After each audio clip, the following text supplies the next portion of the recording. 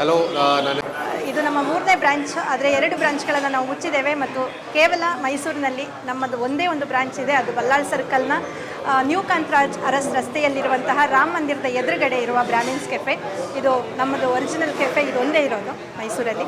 ಎರಡನೇದು, ನಾವು ಇಲ್ಲಿ ನಮ್ಮ ಅತ್ತೆ ಮಾಡ್ತಾ ಇದ್ದಂತಹ ಅಡುಗೆಯ ರೆಸಿಪೀಸನ್ನು ನಾವಿಲ್ಲಿ ಇಂಟ್ರೊಡ್ಯೂಸ್ ಮಾಡಿದ್ದೇವೆ.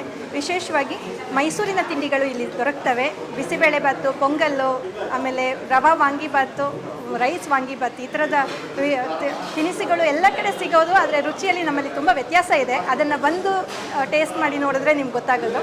ತುಂಬ ಹೋಮ್ಲಿ ಫುಡ್ ಸಿಗುತ್ತೆ ನಮ್ಮಲ್ಲಿ. ಆಮೇಲೆ ಸೋಡಾ ಬಳಸಲ್ಲ ನಾವು, ಅಥವಾ ಯಾವುದೇ ಕೆಮಿಕಲೈಸ್ಡ್ ಐಟಮ್ಸನ್ನು ಬಳಸಲ್ಲ. ಮೊದಲನೇ ದಿನದಿಂದ 8 ವರ್ಷದಲ್ಲಿ ಮೊದಲನೇ ದಿನದಿಂದ ಬಂದವರು ಇವತ್ತಿಗೂ ಕೂಡ ಮತ್ತೆ ಮತ್ತೆ ವಿಸಿಟ್ ಮಾಡೋದು ನಮ್ಮ ಕೆಫೆಯ ವಿಶೇಷ. ತುಂಬ ಜನ ದೂರದಿಂದ ಪ್ರೀತಿಗೆ ಬರ್ತಾರೆ. ಎಷ್ಟೋ ಜನ ಗುಂಡ್ಲುಪೇಟೆ, ಚಾಮರಾಜನಗರದಿಂದ ನಮ್ಮ ತಿಂಡಿ ಇಲ್ಲಿಂದ ಅಲ್ಲಿಗೆ ಪಾರ್ಸೆಲ್ ತೊಗೊಂಡೋಗಿ ತಿನ್ನೋದ್ರ ಕಥೆಗಳನ್ನು ಕೇಳಿದಾಗ ಭಾಳ ಖುಷಿಯಾಗುತ್ತೆ. ನಾವಿಬ್ಬರೂ ಕೂಡ ಹೋಟೆಲ್ ಫೀಲ್ಡ್ ಅವರಲ್ಲ. ಬೇಸಿಕಲಿ ನಾನು ಅಸಿಸ್ಟೆಂಟ್ ಪ್ರೊಫೆಸರಾಗಿ ಯೂನಿವರ್ಸಿಟಿಯಲ್ಲಿ ಕೆಲಸ ಮಾಡ್ತಾ ಇದ್ದವಳು. ಬಟ್ ಬದುಕು ಬೇರೆ ಥರ ಆಯಿತು, ಪರ್ಮನೆಂಟ್ ಪೋಸ್ಟಿಂಗ್ ಆಗಿಲ್ಲ. ಆ ಕಾರಣಕ್ಕೆ ನಾವು ಹೋಟೆಲ್ ಇಂಡಸ್ಟ್ರಿಗೆ ಬಂದ್ವಿ. ಹಾಗಾಗಿ ನಾವು ಹೊರಟಿರೋ ದಾರಿ ಬಹಳ ಭಿನ್ನವಾಗಿರುವಂಥದ್ದು. ಈ ಅನುಭವವೇ ಇಲ್ಲದ ಕ್ಷೇತ್ರದಲ್ಲಿ ನಾವು ಕೆಲಸ ಮಾಡಿ ಯಶಸ್ಸು ಕಂಡಿದ್ದೇವೆ. ಹಾಗಾಗಿ ಇವತ್ತಿನ ಈ ಯಶಸ್ಸಿಗೆ ಕಾರಣ ಖಂಡಿತವಾಗ್ಲೂ ನಾವಲ್ಲ, ನಮ್ಮ ಶ್ರಮಕ್ಕೆ ಜೊತೆಯಾಗಿ ನಿಂತಿರೋದು ಮೈಸೂರಿನ ಗ್ರಾಹಕರು, ಮೈಸೂರಿನ ಜನ. ಅತ್ಯಂತ ಪ್ರೀತಿಯಿಂದ ದಿನ ಒಂದರಿಂದ ನಮ್ಮನ್ನು ಕೈ ಹಿಡಿದು ಎತ್ತಿದ್ದಾರೆ. ತುಂಬ ಪ್ರೀತಿಯಿಂದ ಮನೆಗೆ ಬಂದಷ್ಟು ಪ್ರೀತಿ ತೋರಿಸಿ ನಮ್ಮ ಜೊತೆ ಬಂದು ನಿಂತು ನಮ್ಮ ತಿಂಡಿ ತಿಂದು ಹೋಗ್ತಾ ಇದ್ದಾರೆ. ಹಾಗಾಗಿ ಆ ಪ್ರೀತಿಯನ್ನು ನಾವು ಹೋಟೆಲ್ ಇಂಡಸ್ಟ್ರಿಯಲ್ಲಿ ಇರುವಷ್ಟು ದಿನದ ಕಾಲ ನಾವು ನಿರೀಕ್ಷೆ ಮಾಡ್ತೇವೆ. ನೀವು ನಮ್ಮ ಜೊತೆಗಿದ್ದಷ್ಟು ನಾವು ಕ್ವಾಲಿಟಿ ತಿಂಡಿಗಳನ್ನು ನಿಮ್ಗೆ ಕೊಡ್ಬೋದು. ಹಾಗಾಗಿ ಮತ್ತೆ ಮತ್ತೆ ಬನ್ನಿ, ದಯವಿಟ್ಟು ನಮ್ಮನ್ನು ಗಟ್ಟಿಗೊಳಿಸಿ ಅಂತ ಅತ್ಯಂತ ಪ್ರೀತಿಯಿಂದ ಕೇಳ್ಕೊಳ್ತಾ ಇದ್ದೇನೆ. Thank you. ಬಾಯ್, ಸಿಗೋಣ. ಹೋಗೋದಿದ್ದೆ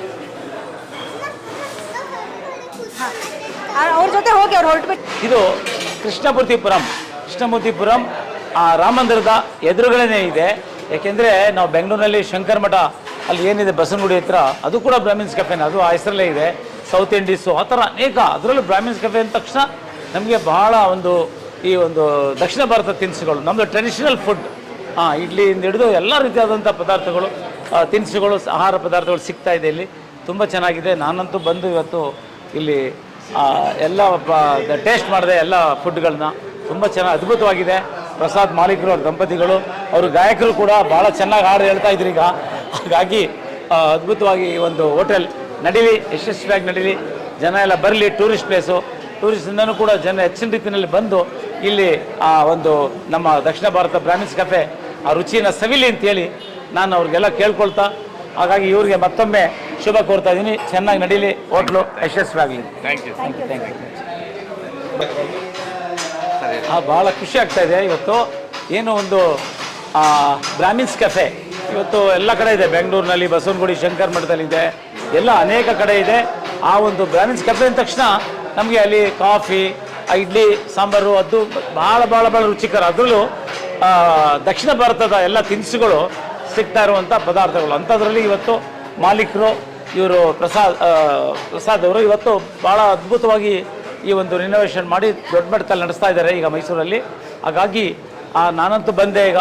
ಭಾಳ ತಿಂಡಿ ಎಲ್ಲ ರೀತಿಯಾದಂಥದ್ದು ಕೊಟ್ಟರು.